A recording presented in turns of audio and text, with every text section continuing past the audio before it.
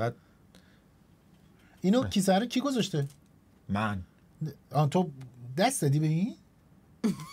کیسه رو کشیدم روش در رو بستم اینجوری. خب حالا تکونش نده. خب پس شما که میدونید من چه حالی دارم چرا بردینش برای این استفاده؟ وسط خب می‌خواستم به عنوان شاهدی باقی بمونه که از من چی کم شده. هی دست میزنه به این تکونش میده این توش هواش هم الان سوال من اینه که امیر جان شما دکمه ریکورد ویدیوها رو زدی؟ اگه نزدی من میام میزنم. نزدم. گوشی خودشه. نه گوشی من اینه. نه اونو نذاش گوشیشو بزنم. نمیدونم چرا. چیکار کردم؟ نمیدونم چرا من چرا نذاشتی گوشیتو بزنم؟ هیچ. مثلا تو قهوه داری؟ بله. میخوای بعد قهوه بیارم؟ نه لیوانم اونجاست. الان که قهوه نمیخوای که، حالا بذار بعداً خودت بلند میشی دیگه. یکی از چیزایی که براتون آوردم، میخوام امروز براتون اسپرسو ساز دستی آوردم، میخوام براتون قهوه درست کنم در حین اپیزود. من نمیخوام درست کنم. نه اوکی. نه مرسی. امیر چه جوری میتونی بدون استفاده از دست اون ماگ منو بدی؟ نمیتونه. بدتر موقع با دندوناش مشکلش چیه؟ تو یه ذره بکش چیز کن. امیر جان تو فقط دوچار احساس بد نباشه، یعنی احساس کم بودن پیدا نکن. ما فقط دلمون میخواد تو راحت تر باشی تو این اپیزود. خوبی؟ دیگه از کل ایرانی بودن یه همین شیلنگ واسه ما مونده بود، این آب واسه ما مونده بود که بخوایم فخر بفروشیم به مثلا اروپایی‌ها و آمریکایی‌ها. اینم رفت، این اسمتمون هم رفت. ببینیم دیگه چی می‌مونه. البته جاش سمپاش اومد. آبپاش خیلی سخت بود. اتفاقا سمپاشه. آبپاش منه این که الان تبدیل شدیم به یه موجودی که دوباره دست دادی. بابا اینو بذارش کنار دیگه. خیلی زود اومدی. ساک استخرت. ساک استخرت هم با خودت آوردی؟ استخر رفته بودی تو این بیابی؟ میخواستم برم، رفتم فهمیدم تعطیل شده. نه تو خدا بیا بازم باشه. اصلا من نمیفهمم که چه ربطی داره. یه لحظه اجازه بدین. آره خب میدونی تو استخرا گل میریزن، برای همین ربطی به آب نداره. خیلی. خب یه بار پر میکنن دیگه. من آره منطق نداره دیگه. خیلی. بعدش دوش میخوان بگیرن، بعدش میخوان اون پمپ بزنن. اجازه بدین دوستان اول یه آقا دوش میگیرن دیگه. ما اصلا سلام نکردیم در این پادکست. من پژمان نوروزی هستم. سلام علیکم. من محمد رضا ماندنی هستم. سلام من مهسا نعمتم. دیگه وقتشه که تو بگی به هاگیر واگیر خوش اومده. امیر نمیخواد سلام کنه، دستش کثیفه، دهنش که تمیزه. دستم تمیزه، چرا فکر می‌کنی کثیفه؟ نه تو خوبی امیر، تو به اندازه کافی خوبی. مدلمون نمیخواد. تو احساس چی پیدا میکنن آدمو الان توی دنیای مدرن؟ مثلا میگن تو به من احساس چی دادی؟ اون که مثل کم بودنه. کم بود دادی. نه مثلا یه احساسی میگن به من احساس کم بودن دادین. همین دیگه همین. آقا همینو کم بود دادم. نه تروماتایز که شدی. آره من اونجا تروماتایز شدم. سوال من اینه، تو آب نبود چجوری دستتو تمیز کردی؟ خیلی سخت بود. خب سخت بود چقدر تمیز کردی؟ خب دستشو شاید کثیف نکرده. مگه میشه نکنه علیرضا این کارو کرد؟ این افتخارش اون شله. علیرضا رو صدا کردم. علیرضا یه سلام بکنید. تو زن داری؟ یه سلام نمیخوای بکنی؟ سلام. آخه الان تو حال روحی خوبی نیستم واقعا. چرا دست لحظه‌های خیلی سختی رو سپری کردم. قدش هم ماشاءالله بلنده. خیلی طول کشید. آب نبوده دیگه. برو خدا شکر کن برق بود. میدیدی چیکار داری میکنی؟ آره البته. تو مثلا به هاگیر واگیر خوش اومدین بگو تیتراژمون بره. بچه‌ها همگی به هاگیر واگیر خوش اومدین.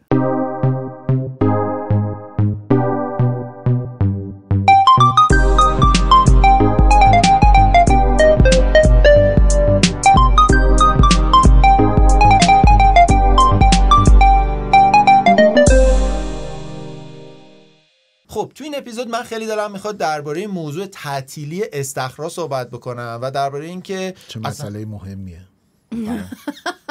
خب خیلی موضوع مهمیه. اولا کلی همینو تاکید بازار بزرگی داره. تاکید کردم.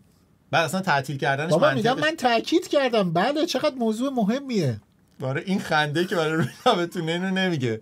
درسته که علاقه شما مهمه، اما قرار شد که اگه خاطرتون باشه اپیزود پیش گفتیم که، یعنی من گفتم این قسمت راجع به کارهای ناتموممون صحبت می‌کنیم. مهسا جان به همون دلیلی که راجع به کارهای ناتمام می‌خوایم صحبت کنیم، اونم یکی از همون موضوعاست. میتونه کار ناتمام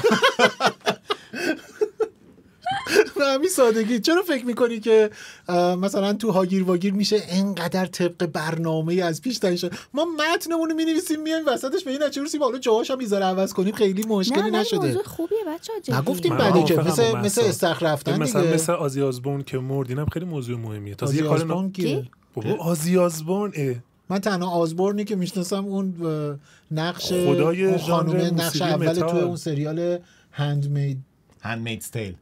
آره فقط اونجا آزبورن میشناسم. ندیدی؟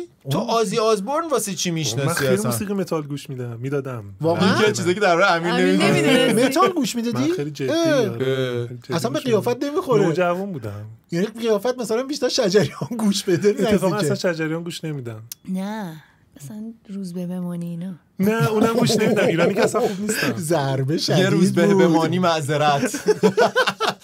آزی آزبورن تو واسه چی گوش میدادی؟ البته جالب بود که بعد از خدافزیش میدونین که 2 هفته نشد مرد. اصلا یک نمونه خب از این بود که خودشو یه کشته. آدمی بود که کار ناتموم رو تموم کرد. یعنی داشت میمرد، گفت من باید آخرین واقعا کنسرتمو داشت بذارم. می‌مرد؟ واقعا خودش میدونست داره میمیره. گفت باید آخرین کنسرتمو بذارم، با هوادارم خداحافظی کنم. گذاشت و 2 هفته بعد مرد. تو خوب دیدم. من برای همینه که اصولا خدافظی نمی‌کنیم ادامه میدیم. این نشون دهنده اینه که سالمندان باید به موقع بمیرن، چون وقتی به موقع نمیرن ممکنه باعث دردسر بقیه بشن. تازه هالک هوگن هم شوخی مرده. قشنگی نیست. هالک هوگن چیه؟ بابا هالک هوگن کشتی کشکار معروف. کشتی کج نداریم اصلا. عاشق شما چیز چرا بود. این باور عاشق ترامپ بود. ترامپ این عاشق ترامپ بود. نه با اینا همش الکیه. کی الکیه؟ کم میزنن همون. نه آره بابا اون کجه. تو چرا باور میکنی؟ کچه. کچیه. نه میدونم، واقعا میدونم که کشتی کش الکیه، ولی خیلی برای من همیشه جالبه که چرا آدما یه چیزی که میدونن الکیه در ذاتش و فیلمنامه دارن و میدونستین لیگ کشتی کچ میدونستین نمایشش ولی واقعا جذابه ها. آره. یعنی مدلی که همون میزنن اتفاقا وقتی به عنوان شو میبینی ولی با واقعا مزه که است. میزنن. واقعا میزنن. آره. نه خیلی از اون چیز ترکیبی از واقعیت و دارن اقراق بازی میکنن. مدل ابزاراش آره. هست، مثلا اون چیزایی که اینایی که میشکنن تو سینما میرن بدلکاریه. مثلا یه بدلکاری. جورایی بدلکار بدلکاریه. میگه. آره. خب ولی بدلکاران واقعا آسیب میبینن گاهی وقتا. اینا هم میبینن. ولی اینی که گفتی که خیلیا با اینی که میدونند و فلان، ولی واقعا خیلیا نمیدونن و من هنوز مثلا بعضی وقتا میبینم که افرادی رو میشناسم که مثلا صحبت آخرش واقعا اینجوری زد. یعنی واقعا انقدر خوب دارن بازی میکنن که فیلم The Wrestler هستش. آره، اون خیلی آره. خوب دقیق نشون چه میده. زندگی غمگینی هم داره و اتفاقا بازیگرش اسمش چی بود؟ میکی رورک. میکی رورک هم از اون آدمای خیلی جالب سینماست. یک مرد بسیار زیبا در دوران خودش که فیلم‌های خیلی جذابی هم داره مثل و یه مقدارم سکسی تور تو مایه 9.5 هفته و اینا که یهو بازیگری و یه دوره گذاشت کنار رفت بوکسور شد. بعد اصلا صورت داغون شد و اینا و تو یه سری فیلم‌های دیگه با اون قیافه دوباره برگشت. مثل فیلم سین سیتی. کدوم؟ در رسلر. تو سین سیتی بود دیگه. سین سیتی اگر اشتباه نکنم بود. تو در رسلر خیلی مثلا نامزد اسکار شد. سوالم تیکه دوم داشت. چی؟ فیلمش از نظر تو قشنگه؟ کدوم فیلم؟ همین که الان گفتی. 9.5 هفته یا در رسلر؟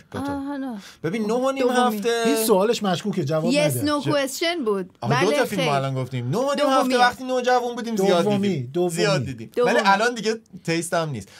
در رسلر خیلی فیلم غمگینیه. خواستم بپرسم سیدنی سوینی توش بازی میکنه. سیدنی سوینی. همیشه سیدنی سوینی. اتفاقا سیدنی سوینی توی یه فیلم جدیدی هست به نام The Eden که جود لا هم بازی میکنه، خانم آنا دی آرماس بازی میکنه. بسیار فیلم معمولی از آب در اومد. اصلا اون چیزی که ما انتظار داشتیم نبود. میشه بگید انتظارتون چی بود؟ یه فیلم گیرا خانوادگی مثل فیلمایی که آقای یوسف تیموری دوست داره. خیلی ممنونم که اطلاعات ما رو دارید بالا میبرید و بعضیا میخوان راجع به ناتمام و اینا زود جمعش کنیم. من مسافرم آقا سریع جمع میخوام برم. دیدم با چمدون اومدی. چمدون که نیستش که این چمدون شبیه این سربازی نرفتم گفتم نه این چون دارم بار میبرم گفتم که میشه توی فیلم نشون بدی ببینم چمدون تو آدمو ببینم. چرا؟ نمیخوام نشون بدم. امیر بعداً یه نما ازش بگی، اینسرتی ازش بگی. آقا سربازا چی میبرن همینه دیگه. مرخصیه داره میره نامزدشو ببین. نمیاد حالا نمیاد بالا. سنگین بود. چی توشه اینقدر داری میریم؟ خیلی چیزا. اولا دوستان بگیم که پژمان بعد از این اپیزود مستقیم داره میره فرودگاه که بره به سرزمین موعود. برمیگرده. من که از اسرائیل که سرزمین موعود شما که اسرائیل نیست. نه با چرا فکر می‌کنی سرزمین موعود؟ سرزمین موعود پژمان یا سن پیترزبورگ یا مسکوه. نه اگه بین این دوتا باشه که مسکوه. کی بشه بفهمیم پژمان اونجا یه بچه‌ها چه چیزی داره. توریستا همه همینو میگن. ولی شما خودتون رو وطنی میدونید؟ نه وطنی نه، یعنی اگر فقط با نگاه توریستی بهش نگاه کنی، چون اونایی هم که میگن که وای سن پیتر منظورشون فقط همون خیابون نفسیه، یعنی به جز اون برن تازه میفهمن به غیر از اون چیز دیگه هم نداره. همون شهر بزرگیه ولی به شدت جای اوتیه نسبت به حتی خیلی بامزه از خود سن پیتریا به مسکویا میگن شهرستانیه. اونا خودشون رو اروپایی میدونن. ببین اونجا موضوعات هست، امیر ناراحت نباش. نه من خیلی من خودم میگم شما میگم شهرستانی. اونی که باید ناراحت باشه تو اون 12 روز ما بودیم. یادت باشه منو بگیم میرآبادیم. نه میرآباد که اصلا حسابش جدا، مثل واتیکان میدونی که میرآباد واتیکان چون مهسا مقدار ناشتاست. خلاص آقا بیاید هر چی میخوایم بگیم جمع کنیم بریم دیگه. من سریعا یعنی بگیم الان من نفهمیدم اولا میخوایم درباره چی صحبت کنیم. ایشون میگه درباره کشتی کج، ایشون میگه کار ناتمام، من میگم موضوع آب. ما داریم مشخصا داریم راجع به موضوع مهسا صحبت میکنیم. من قاقم نه دیگه گفتم که من توی مملکت قاقم الان توی این پادکستم. ما داریم یه چیزایی میگیم که ناتمامه، پس هر چی بگیم همونیه که مهسا تو زیر مجموعه پادکست. آقا اصلا راجع به آب صحبت کن. آره راجع به آب قطعه. آب اومد. آب قطعه. آقا هر کسی از نگاه خودش با آب رو برو میشه. من درخواست آب دارم. چی؟ من درخواست آب دارم. توی اصفهان لوله کشیدیم از خلیج فارس مستقیم آب خوب و اینجوری توی لوله های کلفتی داریم میاد. اینچ آب کلفت تو لوله کلفتیه داره میاد برای آب شیرین. من میگم ما ببریم شکر رو تولید کنیم. من میگم یه ذره شیرینیشو اگر کم میکردن حکم تقویت داشت دیگه، میشد این سرمای قندی نمکی آب شور. من میگم این کارو بکنیم که اصلا شکر رو ببریم بریزیم تو خلیج فارس، شیرینش کنیم سرم بشه، بتونیم خودمون هم به جای این کارا اون آبی که اومده یه ذره شیرینیشو یعنی شوریش رو کمتر بگیرن، یه طعم نمک داشته باشه، بیارن توی این دشتای اطراف اصفهان نیشکر بکارن. اون نیشکره حکم نه هندونه پژمان، هندونه برای ایرانی‌ها خیلی مهمه. برنج. من از روزی که فهمیدم ما در استان اصفهان برنج می‌کاریم واقعا برنج معروفی هم هست. لنجون داره. شما یه جایی رو گفتی کانفیروز البته استان فارس. آره اون لنجونیا برنجای شبیه این برنجای چیزه، این غذاهای ایتالیایی درست میکنن. روزیتو. یه بار دیگه شبیه این غذای ایتالیایی درست میکنیم. ریزوتو. آره دقیقاً کوتاه و توپولو ایناست. البته برنج ژاپنی هم همینجوری شبیه اونه. آره البته اینایی که توی لنجون میکارنش چیزه این چسبندگی رو کمتر داره. الان من بحثم یه چیز دیگه است. چرا اصفهان برنج میکنه؟ آب فراوونی آبه. آب تو کوهاش فراوونه، نمیدونه کجا بریزه. ولی الان صنعت فولاد. خب اگه اینطوری یزد کاشی یزد صنعت کاشی همین یا عالمه چیز. خب به نظر نمیاد الان ما یه ذره شروع شلخته ای رو داریم. نه چرا؟ چون اگه بگم آره باید از اول بگیری. نه من چون میخوام که زودتر تمومش کنیم. خوب بود اصلا ناتمام‌ترین بود. تو این بی آبی آب نبند تو پادکست. شوخی شوهرمه محبوب شما ماندنی. الان فکر کن امیر جان میشه لطف کنی بیای بزنی پشت. نه امیر ماندنی جان امیر راحت. امیر نه تو نه امیر میخواد که چون دستش بزرگه بیاد یا اینجوری بکنه تو حال کنی. من خیلی دارم حال میکنم. الان شما زدین دیگه خیلی حال کردم. من دستم چیزی شما میدونین که امروز هم شبیه گروه سرود شدین شما. چرا؟ هم رنگ هم پوشیدین. ما میخوایم که چی هم رنگ خب دوستان یه مدیریت بحران اجازه بدیم من بکنم. بفرمایید. اول موضوع این پادکست رو مشخص کنیم. خب خوبه اینجا. به موضوع شما میرسیم مهسا جان، نگران نباش. اونجوری واقعا عجب کاری کردیم. مهسا اضافه شد بهمون. هیچ چشم سومی نبود که اینجوری معصوم مثلا بعد توضیح بدم. مثلا اون موجود صورتیه چی بود؟ آره مثل گربه شرکه. تو اونجوری میبینی. من شبیه اون موجود صورتیه چی بود؟ سرنتیپیتی. آره مثلا اون نگاه میکنم. بله خب موضوع ناتمام اجازه میدی که بعدم بهش. بله مرسی. کاری با من نداری بچا. داری میری؟ میشه تو وایسی من برم؟ خب امیر جان تو موضوعی نداری تو به پادکست بخوای اضافه بکنی؟ ببندی به پادکست دیگه. نه دیگه حالا میام تو بحثاتون. مرسی. چقدرم طرفدار داری. با آفتابی میپرم وسط میگم. الان عصبانی ام. آپاش با سمپاشه. شما هواتون خوبه؟ چیمون خوبه؟ هوای ما خوبه. هوا چطور؟ خب یه موزیک بری استخر. من میخوام یه موزیک بشنویم اول از این آشفتگی مثلا. باشه پژمان جان هوم چیه؟ قرار شد هم بگیم جان تو پادکست.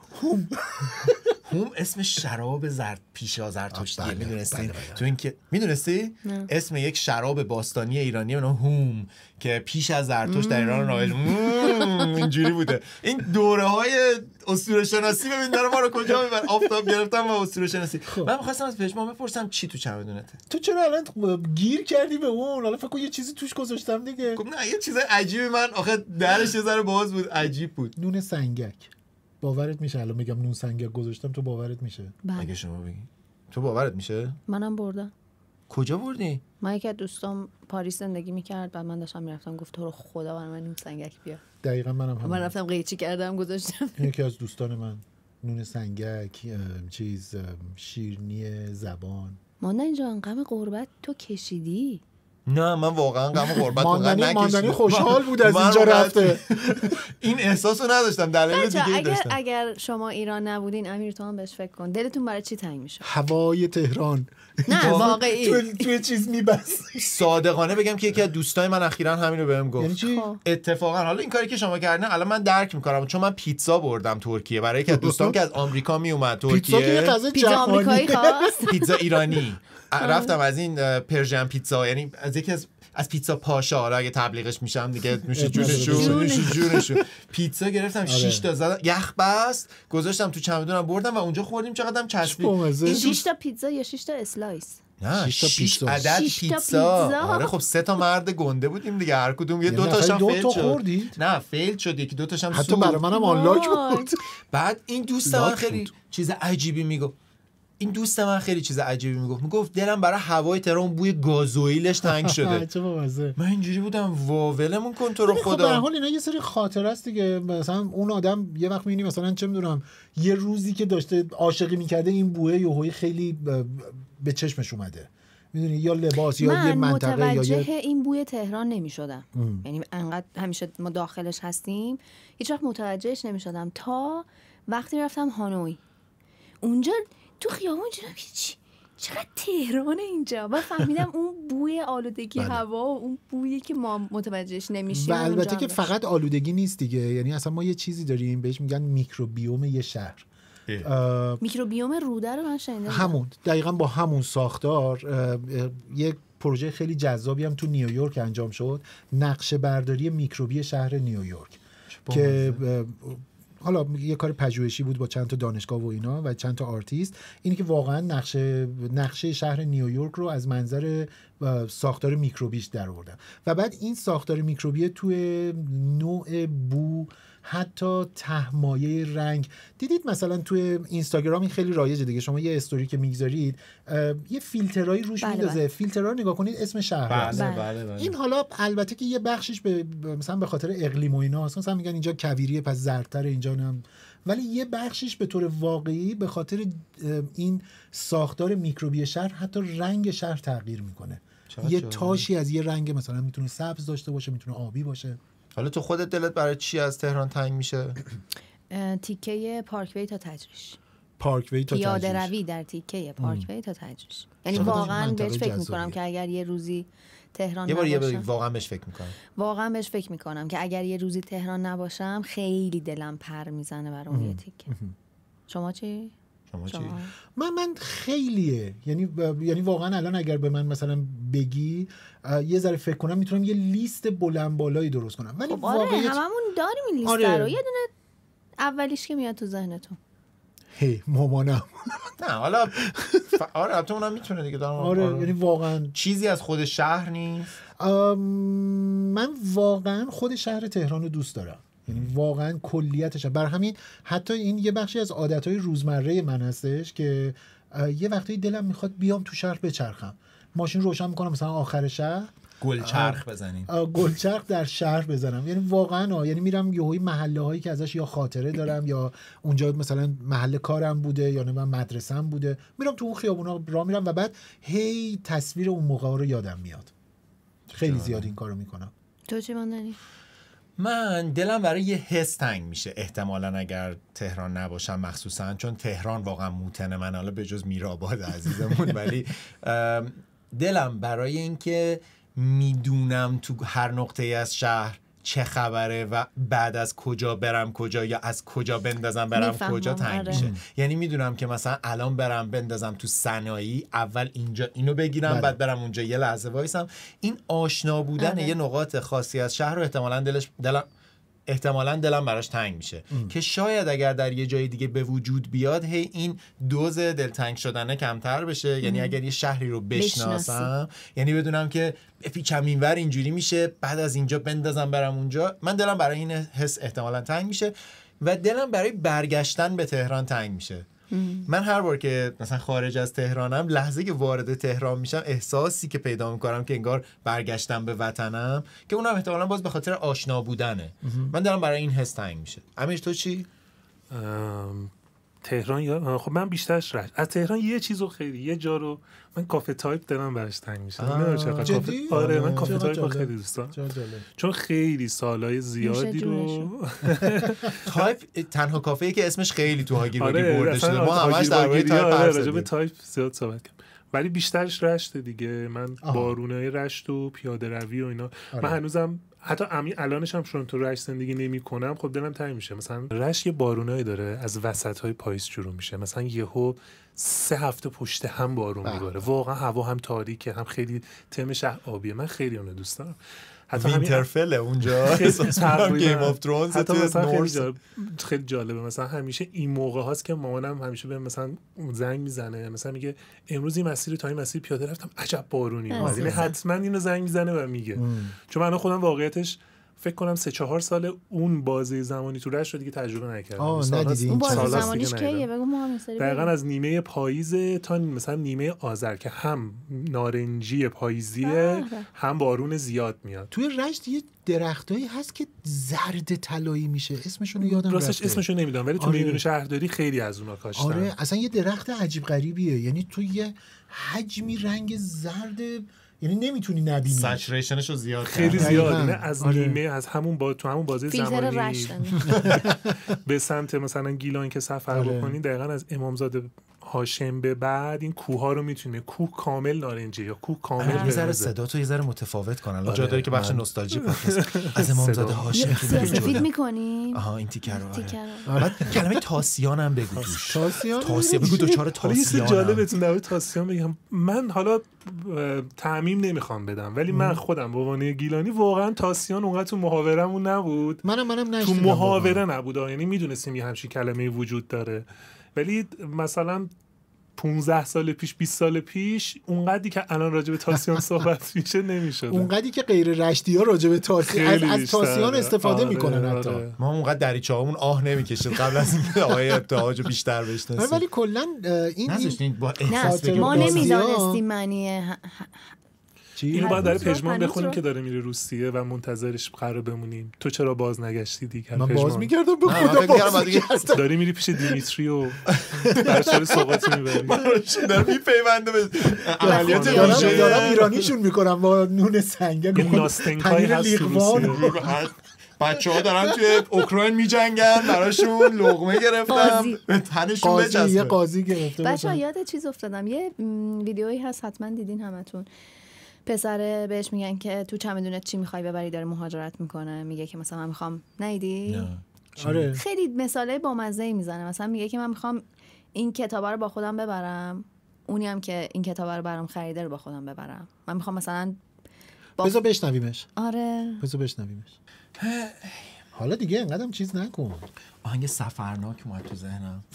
من خیلی اون آهنگو دوست دارم، خیلی زیبا. آره اونم خیلی چی بود میگفتش مثلا با بوسه میخم کن بیخ این دیوار من سفر خیلی اسلحه ای مستم، حس عجیبی برای آدم میسازه. شما دنبال بهانه‌ای.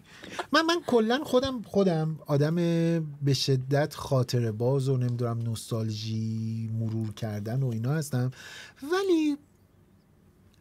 ولی این حجم قمر رو نمیگیرمش هیچ وقت. تو اون آهنگ؟ نه تو اون آهنگ اتفاقا خیلی زیاده. چرا؟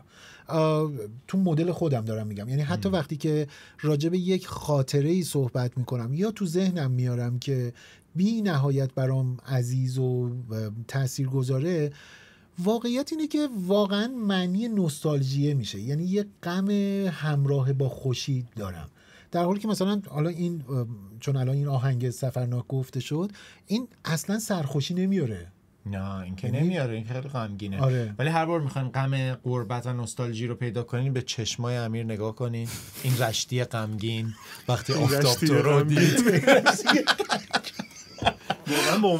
واقعا به عنوان یه رشتی زندگی کردن توی شهری که بارونی نیست خیلی سخته. اینو گیلکا میفهمن. امیر جان لحظه بازگشت فرا رسیده. اینجاست.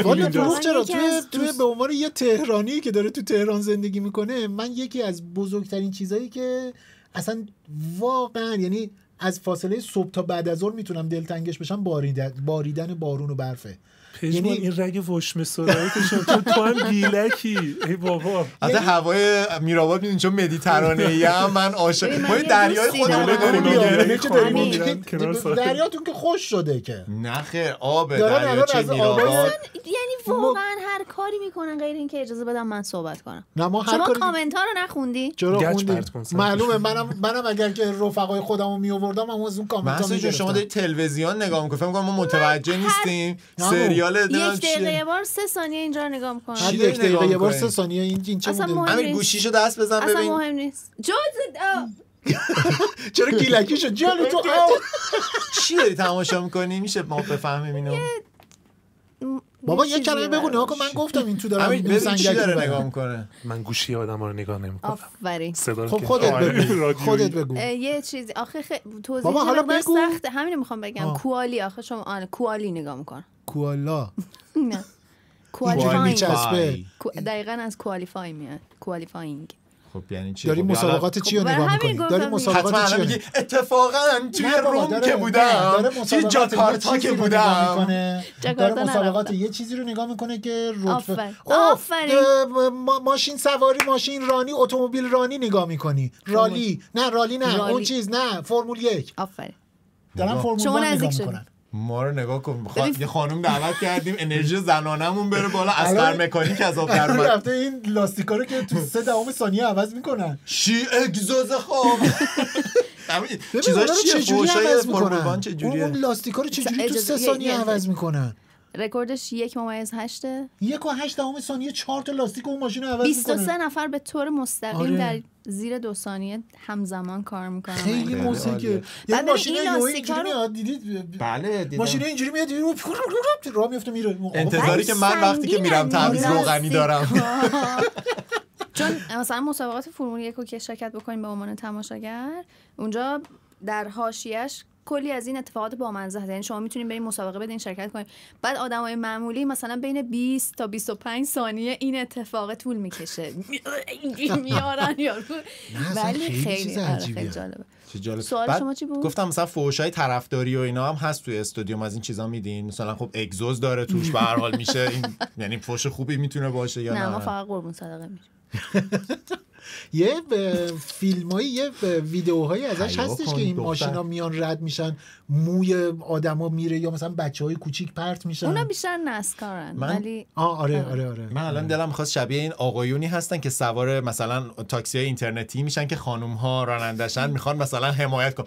چقدر خوبه که یه خانم هم الان اینجاست، چقدر خوبه که یه خانم طرفدار مسابقه اتومبیل رفتی تا زنها 3 بار. من اولین باری که صدای موتور ماشین فرمول 1 رو از نزدیک شنیدم زدم زیر گریه. اصلا ما نمیتونی تصور کنی که اگه فکر کنی قیافم یه حالتی داره نداره، نه از نزدیک چه صدایی میده. یعنی کاملا اون لرزش، تو چرا پاس شدی؟ لرزش قلب تو. نه واقعا چیز عجیب غریبیه. خیلی بعد تازه الان صداها کم. من والیبال ساحلی دوست دارم برام تماشا کنم. اونم البته خانم‌ها منظور چون آقایونشو خیلی ما میریم تماشا کنیم دیگه، زن و مرد با هم دیگه. نه اونجوری که تو گفتی، تماشا می‌کنیم. اونجوری که گفتی مطمئنم آقایون، چون آقایون تو از این شورتای تا لب زور. آره نه بعد خیلی بامزه. یه بار با یکیشون مسابقه کرده بود، میگفتش که چون یه دوره همین اواخر فکر کنم بعد از المپیک ریو بودش، فکر میکنم خیلی اعتراضای جدی شد به نوع لباسهایی که زنها توی این مسابقات چرا اعتراض کردن؟ چرا محدودیت ایجاد میکنین؟ بعد با یکی از این قهرمانان آقایون والیبال ساحلی مسابقه میکرد، میگفت شما خودتون حاضرید از این نوع لباس اینجوری بپوشید؟ گفت نه پوستمون میسوزه فلان. و این آدم جزء مخالفان بودش که به خاطر پوست، مرده میگفت به خاطر پوست باید اون لباسای بلند آفتاب هم رام حضرت آفتاب میزنیم. من همینجا بگم من طرفدار لختی بودنم. من طرفدار لختی بودنم. هر کسی شما اصلا برای لخت شدن اومدی تو خیابون؟ نه برای لخت شدن میرم تو استخر، ولی چون استخر رو تعطیل کردم اینجا به شما بگم من میخوام برم دریاچه چیتگر اونجا آفتاب بگیرم. چیتگر خیلی تو این 12 روز حمله داشت.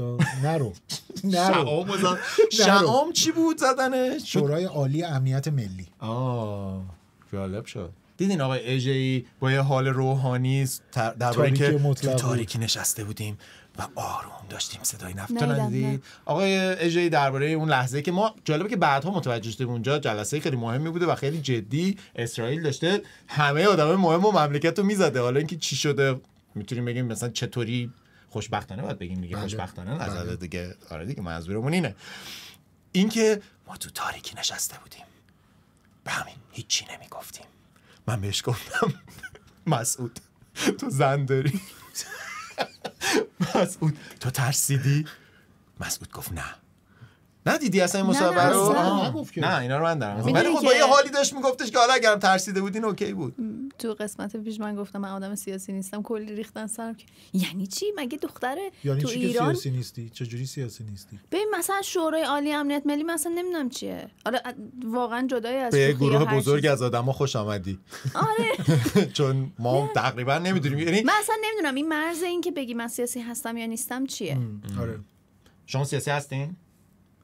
الان که اینجوری گفت اینجوری که نمیدونم. تو سیاسی هستی؟ نه اصلا اصلا هیچی نمیدونم. موضوع سیاست برای من مهمه، فکر کردن راجع بهش، نظر دادن راجع بهش، نمیدونم در حد زندگی روزمره دیگه. وگرنه نگاه کنید یه زمانی هست ما میگیم که سیاست ورزیم که نه من هستم نه هیچ کسی دیگری که اینجا هستش، ما هیچ کدوم نه شغلمون هستش، من جزو یکی از شوراهای مهم کشور هستم. اون پیغامایی که میدن و تو تموم شد. بنابراین ما سیاست ورز نیستیم، هیچ کدوم ما سیاست ورز نیستیم.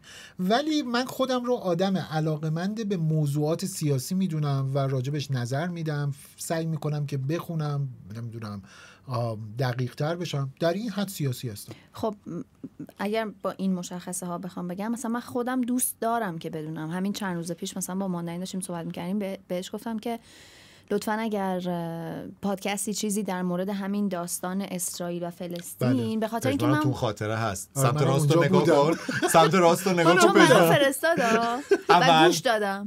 من گوش دادم و من تفویض اختیار کردم چون که من نمیدونستم که واقعا آقا اصلا بیس این داستان چی بوده. چرا الان از بچگی ما یادمونه که اینجا جنگ یهوده و رد شدن از دریا، من بعد از اون رد شدن از دریا، من بعد از اون عصای موسی به دریا زدن و شکافته شدن، من بعد از اون پادکست فهمیدم که بیسش انگلیسه. آقا کار انگلیسه. نه آقا اینا رو ولش کن. جدا دریا که شکافته شد، یکی به فکر این ماهیای بدبخت، یه چیزی بود، یه کاریکاتوری بود، نمیدونم دیدید یا نه، ماهی دیر میرسه میگه اگه بگم دریا شکافته شد باور اون امیره که دیر رسیده باز میگه باورتون نمیشه دریا شکافته بود.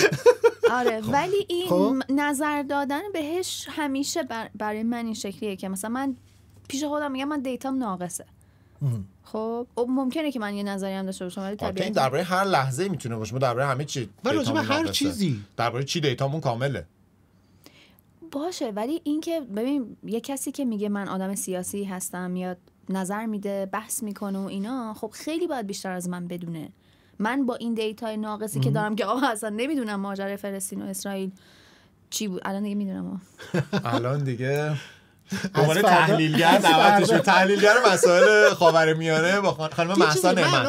واقعیت اینه که خب اصلا یادم نیستش که تو در جواب چه چیزی گفته بودی یعنی دیدم که یکی کامنت گذاشته بود و اینا، چند نفر گفته بود. بعد من اینجوری بودم که مهسا همچین چیزی گفته، یعنی حتی در این حد ما یعنی به نظر شما من آدم سیاسی نه الان یه چیز دیگه میخوام بگم. اول از همه اینو بگم که دوستان، رو به اون دوربین میگم، دوستان واقعا فکر نکنید که ما از اینجا که میریم همچنان این موضوع اون اپیزودو داریم راجعش صحبت کنیم. ما از اینجا که میریم یه شیفت دیلیت تو مغزمون زده میشه، یعنی مثلا یکی به ما میگه که این موضوعی که گفتید خیلی خوب بود، من به ماندنی نگاه کنم ما گفتیم اینو. بعد از تدوین معمولا اینجوری میشه دیگه یادم نمیاد. بعد از تدوین که دیگه هیچی. ولی حالا تو راجع به چی گفته بودی که من سیاسی نیستم؟ راجب چی بود؟ من یادم نیست، ولی برای خودم در مورد موضوع اجتماعی بود دیگه. خب حالا با این روی کرد، یعنی با این تعریفی که الان تو داشتی و معنیش اینه که یعنی من میفهمم که آدم‌ها چرا میگن که ناراحت میشن، یعنی آقا ما زندگیمون داره شخم زده میشه با همین اتفاقا و اینا، یعنی چی که تو هیچ نظری نداری؟ معمولا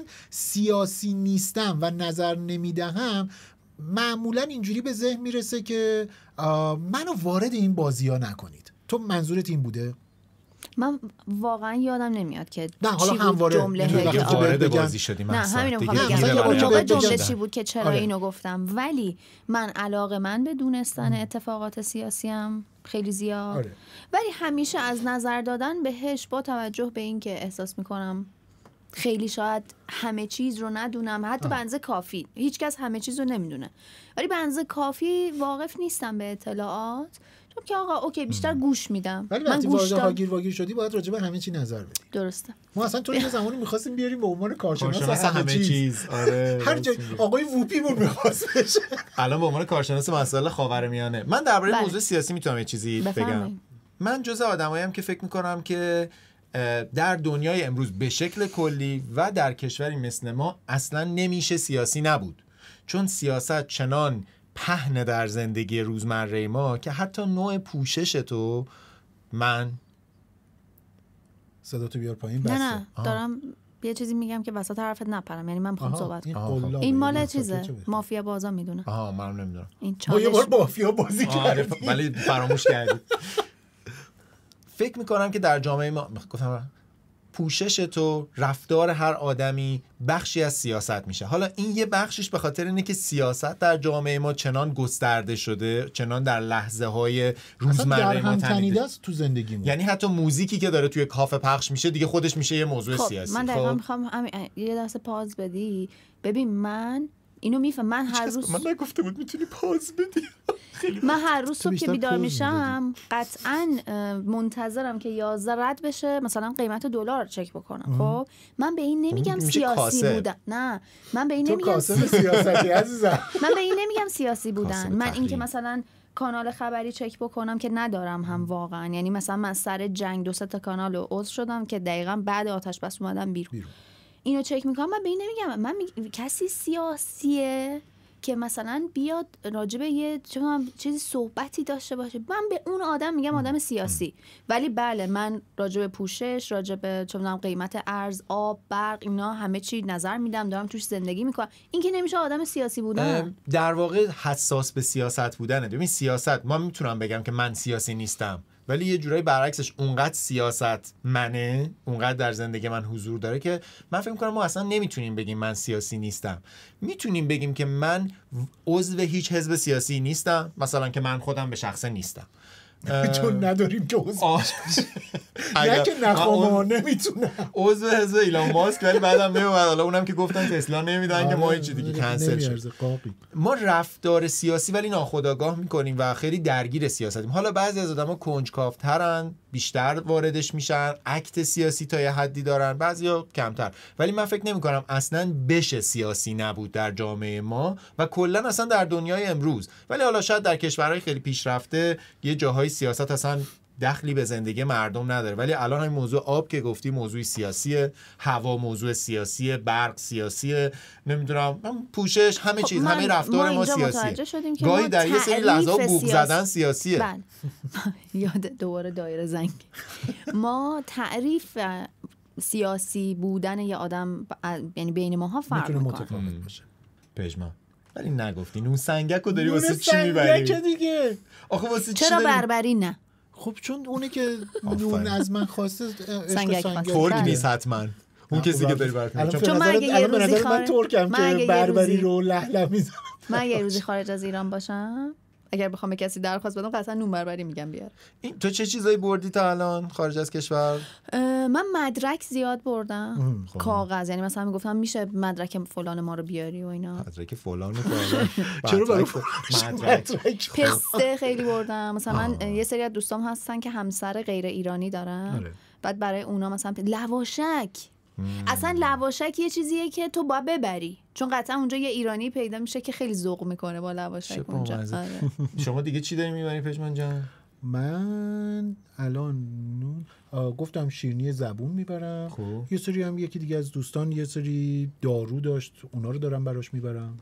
دارو از ایران؟ آره داروهاش اینجا بوده. جالب. آره. حالا ببین یه چیز جالبی که هست اینه که تو هم به عنوان سفر کننده هم به عنوان برگشت سفر شونده میتونی که چیز کنی. یعنی مثلا من اینجوری هم که وقتی دارم میرم همین سنگک، لواشک، پسته اینا میبرم. وقتی دارم میام این طرف اینجوری هم که خب تو یه عطر اورجینال می‌خواستی، تو مثلا ادویل می‌خواد.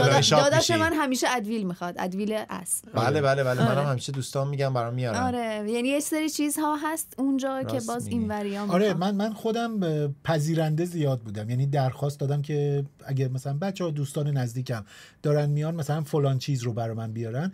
و خیلی دروغ چرا خیلی برای من حس سنگین سختی داره. خیلی معلومه. خب داری مثلا یه باری رو به طرف اضافه می‌کنی، یه دردسری رو داری به طرف میدی. بگم یه منبع درآمد هم هست.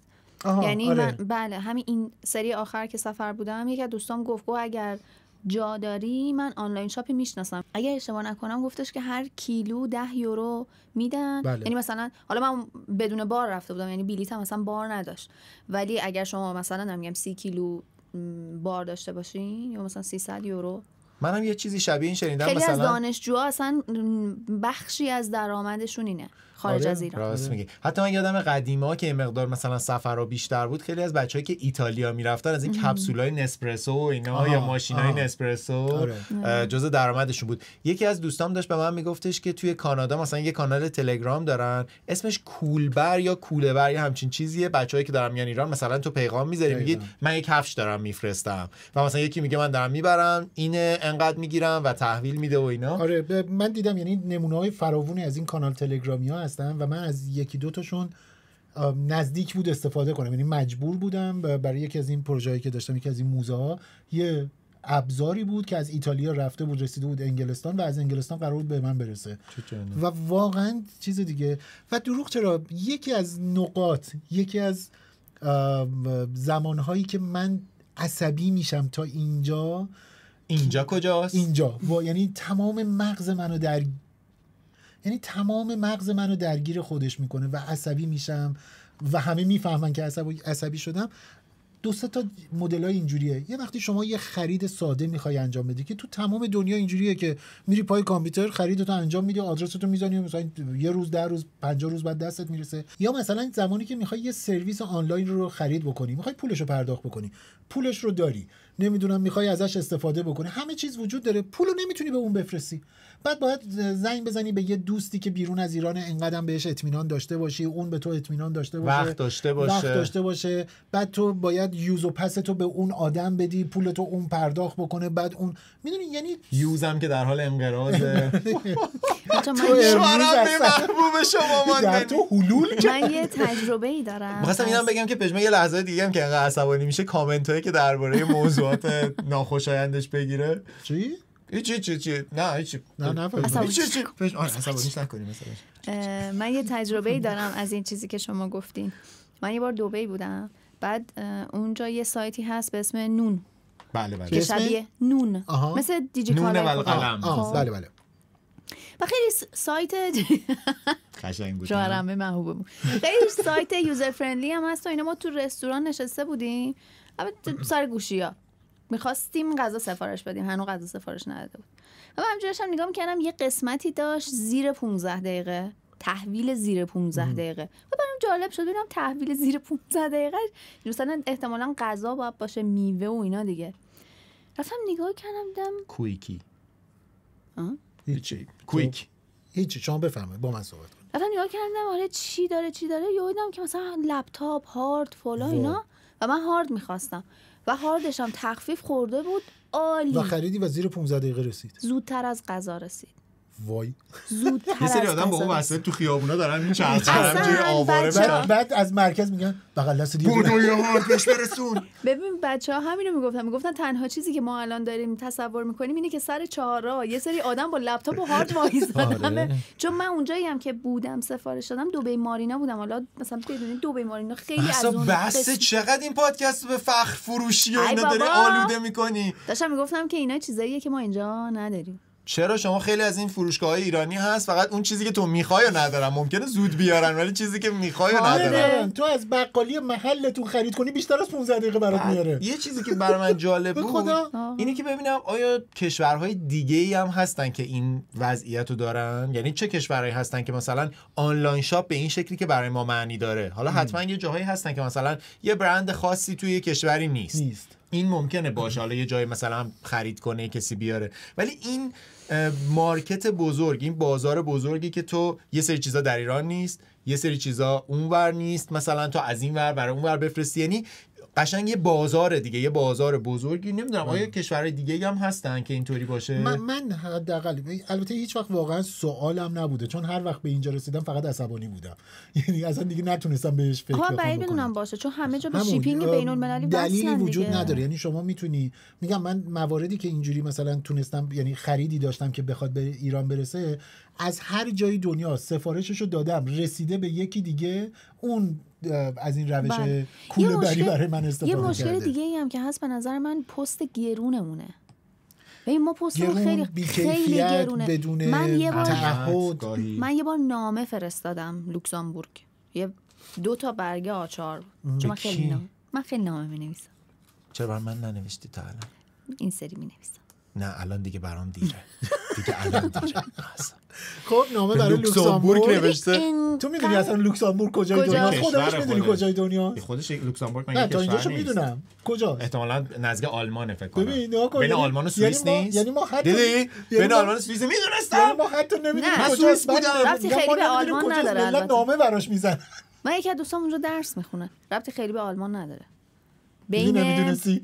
اگر اشتباه نکنم بین سوئیس، فرانسه و بروکسل یه مثلث خیلی ریزی اونجا هست. حالا الان خاطرم نیست، ولی میخوام بگم که 2 برگه آچار انقدر گرون تموم شد که خب میدی مسافر بیاره. چی توش نوشته بودی؟ ارزششو داشت؟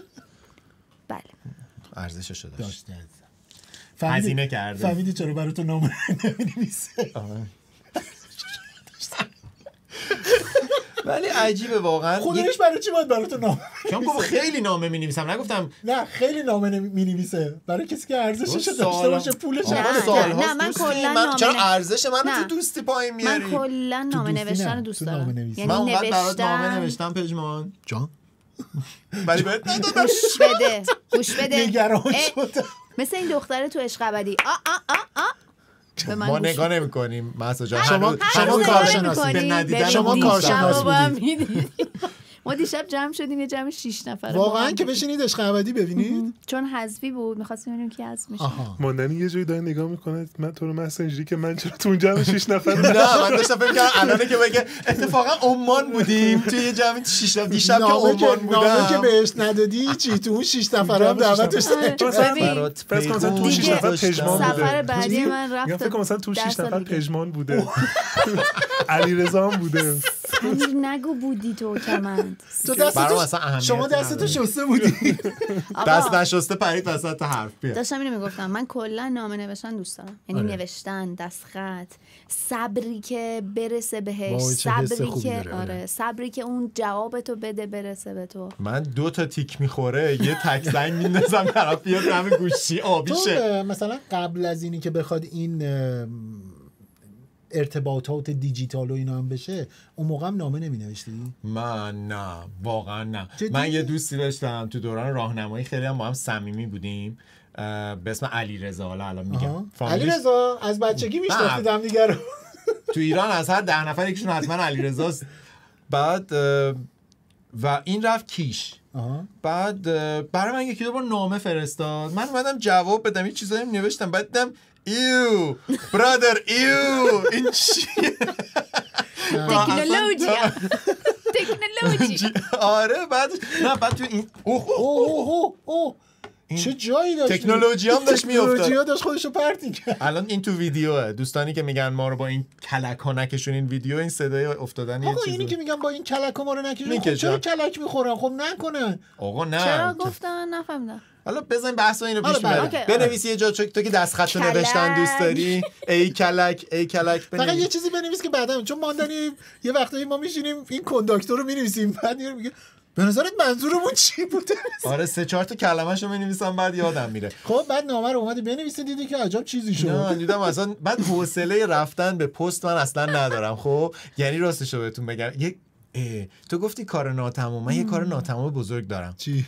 یه زمانی من یه پروژه تو اینستاگرام داشتم به نام تیم پراجکت یا بله. تم پراجکت. بله. چند سالم ادامهش میدادم. من خودم به عنوان برنده هاش بودم. خواهش میکنم، شما تاج سر بودین همیشه. منم شرکت کردم توش. برنده نشدی؟ منم آخه. تمام دوست شدم. شدم. دخترها فقط برنده میشن. نه خیلی طلایی بود. خیلی خیلی واقعا خوب بود. احساس میکنم که وای خیلی خوب. احساسم شبیه من با شکیبا که ازدواج کرد دیگه ادامهش ندارم. ما ننیم تو دخترها رو برنده می‌کردی. محکم‌تر زد. آخرین ضربه رو پس محکم‌تر بزن به لطفا. نظرم ادامه نده، چون این به آخرین ضربه برسه خیلی بد میشه. بفرمایید، دوست در عزیزم. یکی از اپیزودها ممنونم مهسا جان، تاختی رفتیم و تاختی برگشتیم. من در اون پروژه 1-2 بارش قرار بود که به برنده ها خودم کتاب بدم. بعد رفتم کتاب خریدم. کتابا وجود دارن و خب حتی میتونم بیارم نشون بدم که این کتابا از گروس عبدالملکیان بود، شاعر من مورد دیگه با علاقه. شکیبا آشنا شده بود. بس کنین لجن پراکنی ها رو ادامه ندین، تشویش بیچاره ها رو بگو منتظر بعد کتاب. به این نتیجه رسید چرا من باید برم تو پست خونه دیگه. بعد الان. پست 5 دقیقه تا خونه ما فاصله دادن چرا؟ اکباتور. اونقدر دور واقعا نرفتم و اصلا اون آدما رو راستش هر از گاهی رفتم نگاه کردم، دونه منو آنفالو کردن و حق داشتن به خاطر اینکه جایزه‌شون رو نشون نه ندادم. اون ربطی به جایزه بابا نداره. یه تو میگی کتاب 5 دقیقه دور بود، بعد اون شب ما برای رفتن به یه رستورانی چند دقیقه تو راه بابا بودیم تو تا چه برسیم. خنجر از پشتی زن نکن این کارو با من. 100 تا رستوران وسط راه بهش پیشنهاد دادم، گفتم ببین اینم هست، مثلا 3 دقیقه دیگه میرسیم، اینم هست. نه دیگه همین، یعنی موضوع برات اولویت نه نداره. کار از اون کار نه. سخته واقعا، برام پست رفتن کار سخته. فقط اینم بگم که یه بار به خاطر هاگیر واگیر پستای هاگیر واگیر هم من انجام دادم. همیشه قدم اولش سخت. آره همیشه اولین بار سخته، بعدش دیگه راحت میشه، ولی خب اون بار انجام ولی ندادم. من عوضش عاشق نامه نوشتن و نامه گرفتن. نامه گرفتن خیلی خیلی حس یه خوبه. چیز مهسا جون ندی؟ برای آقا پژمان نامه بدین لطفاً. من به یه دوستای ساپوست صمیمیت اضافه کن. من یه ساپوست دارم. منم داشتم. ساپوست بدیم برامون نامه بنویسن.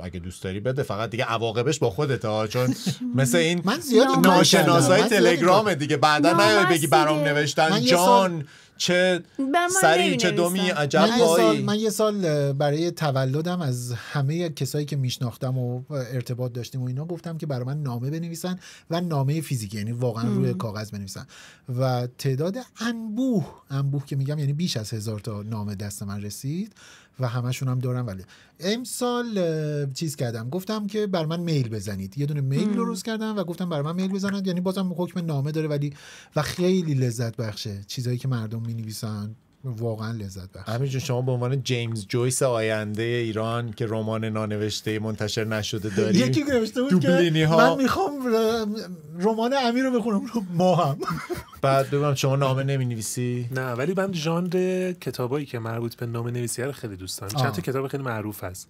یکی نامه‌های آلبر کامو به دوست دخترش ماریا، یکی نامه‌های کافکا، نامه‌های فروغ، مثلا اینا من خودم خیلی نامه‌های شاملو من یکی از زیباترین، یعنی 2 تا کتاب از این نامه‌ها واقعا، یکیشو که فکر می‌کنم بالای 7-8 بار جمع بزنم مثلا خوندم، ولی اینجوری هم که باز می‌کنم مثلا یه نامه‌شو می‌خونم. یک کتابی هست جمع آوری بعضی از نامه‌های نیما یوشیج به آدم‌های مختلف که تاهباز اینو جمع کرده تو اون دوره‌ای که همه این کار آقای سیروس تاهباز. بله.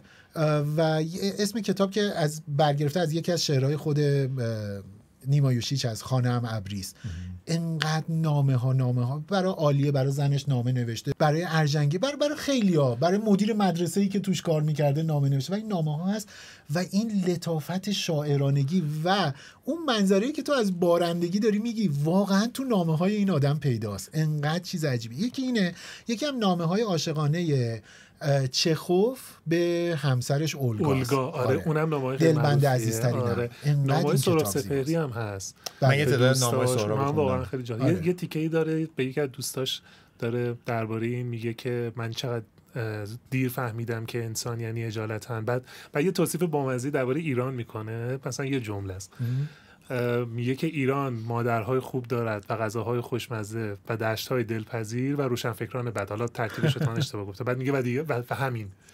و خیلی بامزه است برای من که این آدما حتی تو نامه هاشونم اصلا یک هم شاعرانگی هست، هم مثلا بینششون هست و مثلا من خیلی برام جالبه که آدما تو نامه اینجوری با هم حرف می‌زدن. اصلا به نظر من جنس نامه همینه. من خودم مثلا بخوام تکست بدم میگم سلام چطوری فلان اینا، ولی وقتی می‌خوای نامه بنویسی تو یه انگار آدابی رو باید رعایت کنی و با طمأنینه، انگار جمله ها یه ذره فکر شده تره.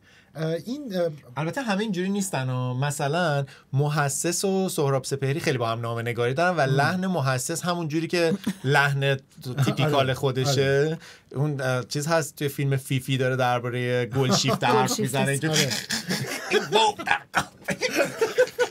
اینجوری حرف میزنه. یا مثلا خیلی لحن محسس برعکس سهراب برش لطیف مینوشته اون. یا یکی دیگه که خیلی تیکه بنداز مینوشته صادق هدایت، اونم خیلی توی کارت پستالا و نامه و اینا قشنگ یه چیزی بار همه میکرده. میدونید توی کلکسیونرها، یعنی بین کلکسیونرهای جهان، کارت پستال جمع کردن، کارت پستال استفاده شده کارت پستالی که آدم‌ها برای دیگران فرستادن، تو مدل قدیمیش هم چیز دیگه، پاکتی وجود نداره دیگه، پشتش می نوشتن، یه دونه تمبر می چسبوندن می‌ریختن توی صندوق پست و اینها رو جمع آوری کردن یکی از بزرگترین ژانرهای کلکسیونری. من یه عالمه کارت پوستال دارم پژمان، چه بامزه که پشت نویسی شده. نه فقط صرفا خوشم میومد من می‌خریدم و جمع می‌کردم. آره من اونجوری هم دارم، ولی خیلی باحاله. و بعد من حالا این اواخر من اصلا آدم شایسته و لایقی برای کلکسیون درست کردن نیستم، چون اصلا انقدر نظم پیگیرانه اصلا من ندارم. از نیمه تمام‌های زندگی من اینه که یه چیزی رو بخوام در زمان جمع کنم، ولی این اواخر بهش علاقه پیدا کردم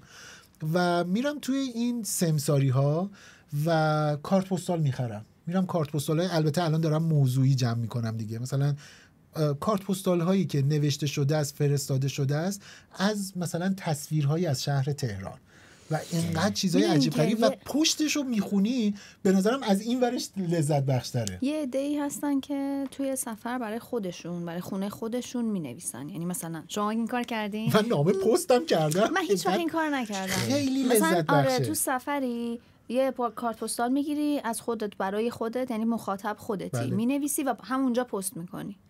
بعد که برمیگردی از سفر مثلا اونم رسیده حالا یا میرسه و تو میخونیش. ماندنی دهنت سرویس انقدر خرید نکن.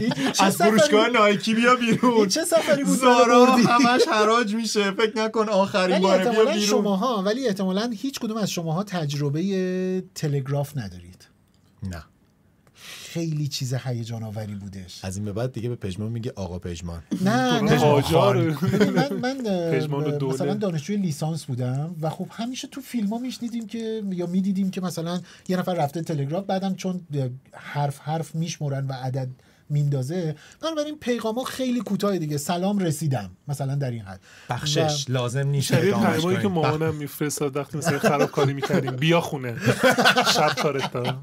آره و رفتم و برای خودم فرستادم و چه فرایند جذابی بودش. اصلا یه چیز عجب. باید یه فرمی بهت میدادن، اینو پر میکردی، متنتو مینوشتی، بعد میدادی به طرف به اون باجه، اینو میگرفت، اینو تایپش میکرد با اون دستگاهش، یه چیزی شبیه تایپ، اونو تو باید تایید میکردی که دقیقاً منظور همینه.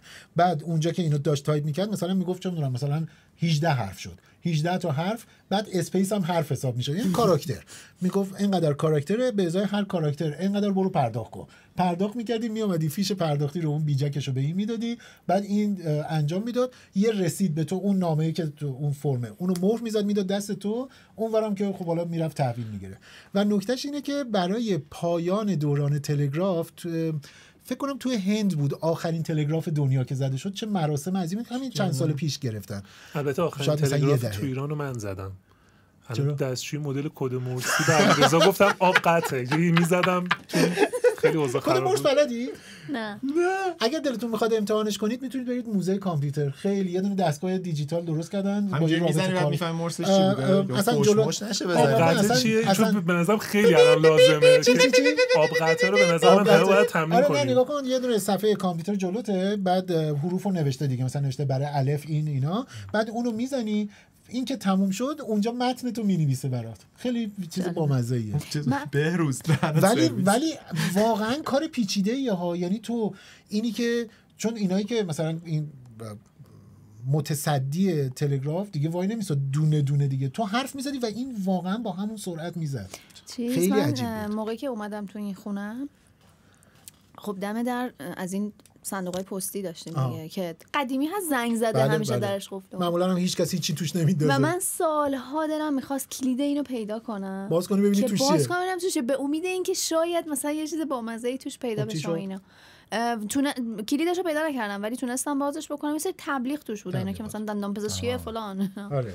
ولی مثلا اینا رو راه بندازی تو یه ایران دوره خیلی که نامه تقریبا بازداشتگاه اصلا اونجا یاد گرفت باز کردن صندوقا رو. نامه تو ایران تقریبا اصلا از دور خارج شده. من مثلا توی شهرکمون همین شاید 2-3 سال پیش بودش دیدم یه دونه صندوق پستی هستش که مثلا چند تا هست دیگه، و یکیشو دیدم درش بازه و به عنوان سطل زباله دارن ازش استفاده میکنن.